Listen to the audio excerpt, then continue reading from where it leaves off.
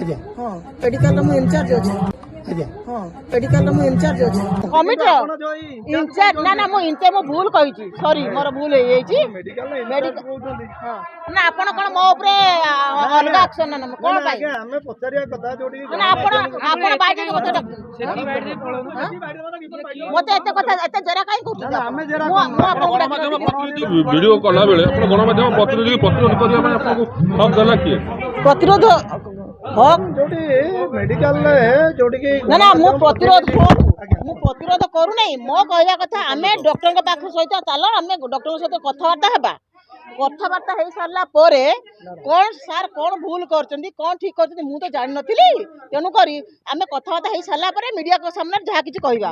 କିନ୍ତୁ medical authority ବା କିଭଳି ଭାବରେ ଜଣେ ପ୍ରତିନିଧି ଅଥରିଟି ହବା ମେଡିକାଲରେ ଆମେ କାହିଁ ଜାଣିନୁ ଆପଣ ଜାଣିନା ଇନଚାର୍ଜ ହେଲେ ମେଡିକାଲରେ ସେଟା ମୁଁ ଜାଣିପାରୁନି। ଆମର ଯେତେବେଳେ ମିଟିଂ ବସେ ଆଜ୍ଞା ଆପଣ କମିଟିର କମିଟିର ଇନଚାର୍ଜ ନା ମୁଁ ଇନଚାର୍ଜ ମୁଁ ଭୁଲ କହିଛି, ସରି ମୋର ଭୁଲ ହେଇଯାଇଛି।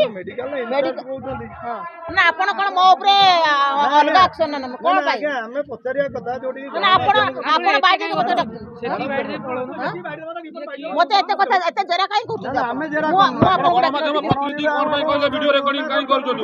ନା ମୁଁ ମୋ ପିଲାମାନଙ୍କୁ ଗଣମାଧ୍ୟମର ପ୍ରତିନିଧି ମାନଙ୍କୁ କଣ ପାଇଁ ଅବଜେକ୍ସନ କଲେ ଭିଡିଓ ରେକର୍ଡିଂ ନ କରିବା ପାଇଁ? ପଞ୍ଚାୟତର ପିଲାମାନଙ୍କୁ ମୁଁ କହିଲି ଆପଣ ଆଜ୍ଞା ଗୋଟିଏ କଥା ଆମକୁ କ୍ଲାରିଫାଇ କରିଦିଅନ୍ତୁ।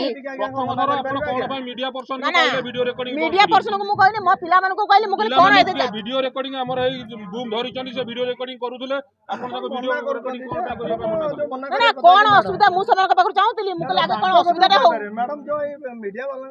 ଆଜ୍ଞା ଆପଣ ଟିକେ କହିବେ ଆପଣଙ୍କ ଏରିଆରେ କଣ ପାଇଁ ସରପଞ୍ଚ ମହୋଦୟ ଭିଡିଓ ରେକର୍ଡିଂ କରିବା ପାଇଁ ମିଡିଆ ବାଲାଙ୍କୁ ମନା କରୁଛନ୍ତି?